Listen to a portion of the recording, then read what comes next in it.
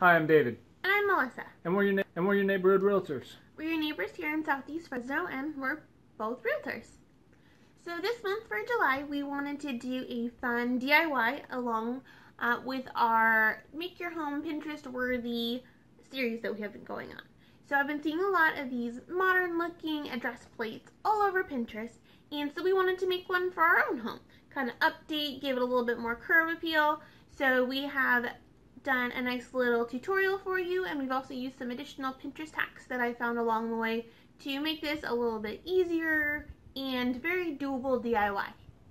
If you received this month's newsletter, you'll notice that there's a coupon for Freedom Pools. And they're a local pool builder in town. They also do service pools. And Brian Wade over there, he's their designer. And what he can do for you if you're thinking about building the pool is he can customize a pool to fit your yard, whether it's a very small yard or a massive yard. He can come in and he can design the right type of pool for you. And we've got links down below that if you're not receiving the newsletter, you can sign up and make sure you get it. So we're not going to bombard you with stuff. It's just going to be a monthly newsletter that includes different videos with information, tricks around the house, that type of stuff, something coupon related that you can use. Last month's was AC service, this month's is AC, next month, who knows. And if you're getting our newsletter, you're also going to see a property that just hit the market. It's on Orleans Avenue, and it's located in the D.R. Horton and Lennar neighborhood. A beautiful home, just under 2,600 square feet, featuring 5 bedrooms, 3 bathrooms, great lot. It's been newly updated with brand new flooring throughout. So it's definitely a gorgeous home you want to check out. If you've got friends or family members looking to move to this part of town, it's a great value, especially for a trade-up type of buyer, somebody with a growing family that needs a little bit extra space. Or if you happen to be one of those buyers or somebody thinking about maybe it might be time for a little bit more space, come on by, take a look. I know we always joke, but we enjoy doing this, especially going door to door. Mainly just to meet our neighbors. Yeah, it's nice to have a sense of community, and it's always fun to check out different houses, especially if you don't live in that neighborhood. You may not have ever seen those models before, so it's just something neat to check out. So now we're going to start our DIY and show you how to make this lovely address plate that we made. Pretty simple, pretty self-explanatory. If you have questions or comments, definitely feel free to ask us down below. And we hope you enjoy it. Hope you enjoy. Take care.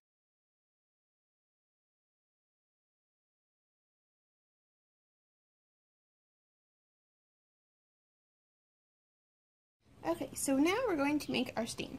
So we have our lovely steel wool here, and good old white vinegar. So we're actually going to rip it up into smaller pieces so that it will oxidize quicker. So we can unroll it. Shove the whole thing in here, because what you're trying to do is get this steel wool to break down and oxidize from the vinegar. So I'm shoving the whole thing in there. Then we're going to add vinegar. I guess we should pop the seal on the vinegar. Popping bottles. Of vinegar. Try not to get the vinegar on the cut. That's going to hurt. Okay. So now we're going to add vinegar to our little jar here. I'm not really sure how much to add. No one gave me an exact recipe. So we're just going to add a bunch. We're going to put this on here. Doing this in the sun with a metal lid. Don't do that. That's okay. So now they said to shake it, and then you're going to let that sit. So we're going to basically make the whole sign, but we wanted to make this first, because in case you wanted to actually accomplish this in a relatively short amount of time, this is the first thing you'd want to do, is make your stain. So see how it's already starting to bubble? They said that's good. That means it's doing something and breaking down the steel wool.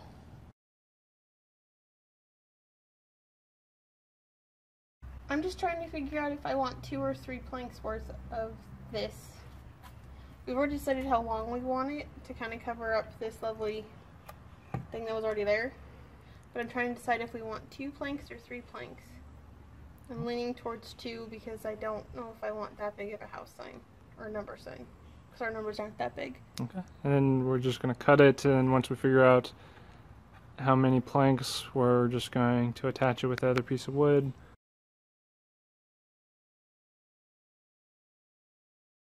I used a straight edge to make sure my numbers are lined up. I figured out where I wanted them placed.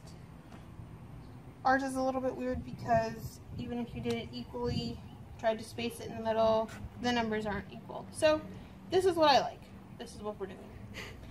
So I taped them down, and the reason I did this before I basically screwed these together is I don't want to have to screw this through the bracing piece. So now that I know where the numbers are going, essentially I can just flip this over, screw in the bracing pieces on the back, and the numbers will still be there when we're ready to drill for that. Now we're going to screw these in. And these are just the scraps from the edges of these. And that's just so that we have one solid piece. And then once we screw these together, we'll show you how to drill for the numbers. So this is it all done. We have our 2 bracings. We did 2 on top, 2 on bottom. And so now our numbers are placed. And we're going to go ahead and drill the holes for the numbers. Okay, so we followed the directions, which we highly recommend, in our little thingy here. And it said to do a 1/4 inch hole, and then, no, an 1/8 inch hole, and then a 1/4 inch hole. So this is after we've done both the 1/8 and the 1/4. So essentially we did the one where it comes off, so you're pushing these little screws into here. So now that we have these, we're going to put the little numbers in where they're supposed to go. And so they're going to come off as a little mount thing, just like that. So basically we're still waiting for our stain to oxidize. So now we're not going to put the numbers in quite yet, all the way finished, because our wood isn't stained yet. So we used a little bit of light sandpaper to kind of smooth out the edges so it's ready to stain. So now we're going to use our scrap wood here, and we already tested this out for you guys. So the original post said to just put steel wool and vinegar into a container with a glass container with a metal lid, right? So we tried that, and that's the color we got. We even tried another post that said to use rusted nails and vinegar, same color. Not a whole lot of difference between these colors, right? And not really the color we're going for. We're kind of going for that rustic kind of darker wood so that the silver numbers actually show up. When you put the silver on this gray wood, it's like you can't even see it at all. So I found another Pinterest post that suggested you use tea. So this is black tea. It's like black ginger something. They just said to use black tea. I didn't have just plain black tea, so we used what we had. We let it get really strong like it said to, and apparently there's tannins or something in the wood that need to be activated by this tea for the stain to work. I didn't really 100% believe it until we tried it, and that's how we got these darker colors. So I tested them out, and this one is actually the steel wool with the vinegar, and this is the nails with the vinegar. As you can tell, they're basically the same color. But that's when we basically put a layer of tea stain on it, let that dry, then put a layer of the vinegar and metal deterioration mix on it and then dry. And that's what it looks like once it's dried. Because when you first paint it on there, it doesn't really activate right away. But that's okay. It'll turn this color eventually. So, we're going to first start with coating this whole thing with our tea. We're going to want that dry in the nice hot sun here. Then we'll come back with our vinegar and steel wool or nails or whatever you decide to use mixture once this is completely dry. So we'll go ahead and use our lovely giant paintbrush here to just coat it. Now I'm going to do the whole top, but I'm also going to do the sides, because that's something you might not think of, but depending upon the angle of how you're seeing the sign, you might actually see that. So we're just going to make sure that the whole front and all the sides are covered in this tea. And then we're going to let it sit and dry in the sun, and then we'll come back and we'll show you what it looks like once you've put the layer of the vinegar on it. And you'll see that it doesn't really activate right away, but then you'll see later once it dries, it actually does turn to this darker color. So we're just going to keep coating with tea until the whole thing is covered. Okay, so now all of our tea is dry. It's been nicely coated. You can't really tell much of a difference. The tea doesn't do a whole lot for the color. So you're going to see an instant change when you paint it on, but it's going to get darker as it dries. So we're just going to use the steel wool because I put way too many nails in here. It's kind of hard to get the paintbrush in there. So this is actually much easier, and since they are like the exact same color once they're completely dry, this is just going to be a lot easier to paint. So you're going to see it start to change color, but it's going to get a lot darker. Oops, sorry. Do this outside too, we highly suggest, because yeah, it's only vinegar, but yeah, vinegar smells really bad. So, and then once you put the steel wool in it, it smells not good. So definitely suggest painting this outdoors. So then once we coated this whole thing, we're gonna again let it dry in the sun because it's so darn hot. It should dry pretty quickly, and then we will attach the little brackets on the back. So this is it all finished. We let it dry, kind of sanded it down a little bit just to make it look a little bit more rustic, which is kind of what we're going for here. So this is it all completed. So now we're just going to take our clear coat here and spray the whole thing. The reason we're doing this is to give it a, it says it is protects, revitalizes. Basically it's to make it a little bit more resistant to rain and whatnot being in the outdoors. You don't have to do this, I just suggest it because it'll keep the wood a little bit more true to the color that you have stained it for a little bit longer. So obviously do this outside again. It does smell real bad. It's just as bad as spray paint. So just kind of lightly spray the entire surface. Let that dry also in the sun. Alright, so in order to put up the new numbers, we need to remove this guy first. Now, first of all, we're not electricians. We don't know what we're doing with the electrical side of it. I strongly urge you to do what we did and remove the numbers and hire somebody to come out here and properly disconnect it and unwire. So this is what we did to get rid of the numbers, and then we're having an electrician come in the next couple days to take care of the rest. So the first step we do is we turned off the power. And when we remove this, it talks about this wiring is coming directly from the doorbell. So in our house, the doorbell is wired in the garage, so it's on that circuit, so we turned off the circuit breaker in the garage. Okay. So to remove this piece first, you squeeze, pull off. It's real simple. The next step is you remove the two screws. So once we do that, it should just pop right off. I already had these guys pretty loose. So there. Now these wires I've already disconnected, but they're together by a couple of little chingaderas. I don't know what they're called. Caps. Caps, there we go. So I unscrewed those and disconnected them. So the panel is disconnected, and I just ran the wires from the house through the hole, and there we go. And I capped them back off, and I'm just going to shove them back in there as far as I can for now until the electrician comes and removes it.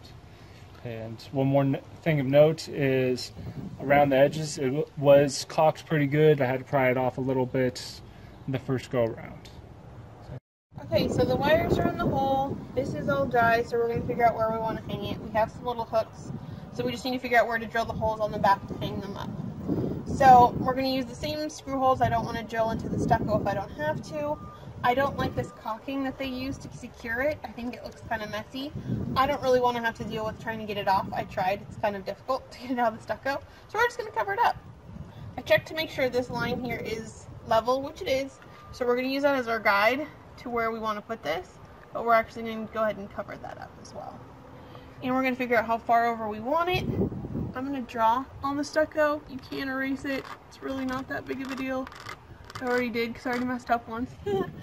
And then we're going to draw a line here. Essentially, we're just making a template. That's all we want, is a template of what needs to go on the back of our guy here. So, now that we have that, we can basically just figure out, okay, this far in, this far in, this is where we drill the hole. This is our lovely little template here. So we basically just made this cardboard be exactly lined up with these holes here, and we're going to transfer this template onto the back of our piece. We did what we told you not to do. We put the tape on the wrong side. So this piece of tape which lines up the screws, should be on the other side. So we're going from here to here. So we line it up. And once we're lined up, we take placement screws and we go through the middle hole. Now we've already got our pre-screws in, but we're going through the tape there, and then we're lining up here.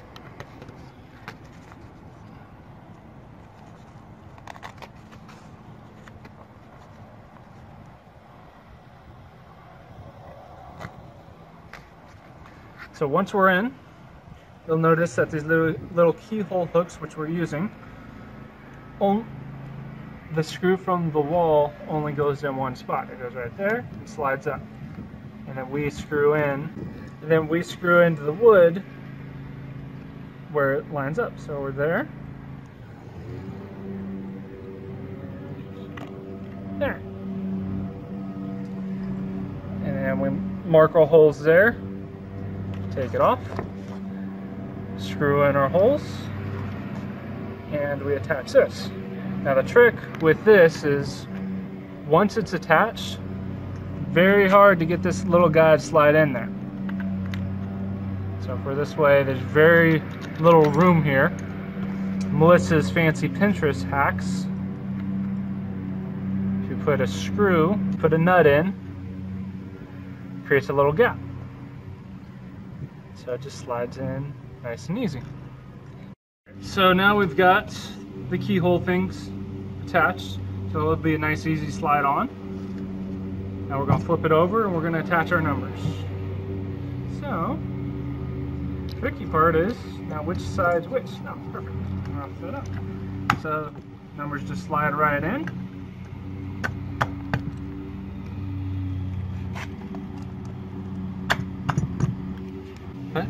That's what we're going to end up with. Alright, so this is what the sign looks like all hung up.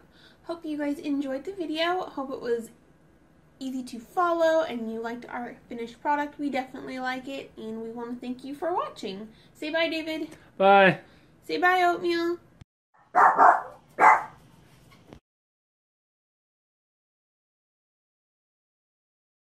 Ooh, we can rip it. Grr. Ow, don't do that. Don't do that. I just cut my hand. Don't rip steel wool. Ow. That should probably be a pretty normal thing to not think about, but yeah, that... Ow. Okay, don't do that. Just unroll it. Okay. Because I don't think I have scissors that are... Ow. Maybe we should stop filming. Okay. No. Well, this is totally going in the video. Ow. How you treat yourself after you cut yourself with steel wool. We're using hydrogen peroxide. Are you actually recording this? Cotton balls, and liquid Band-Aid. Yay. I'm working. You're not going to stay. Are you helping? Or are you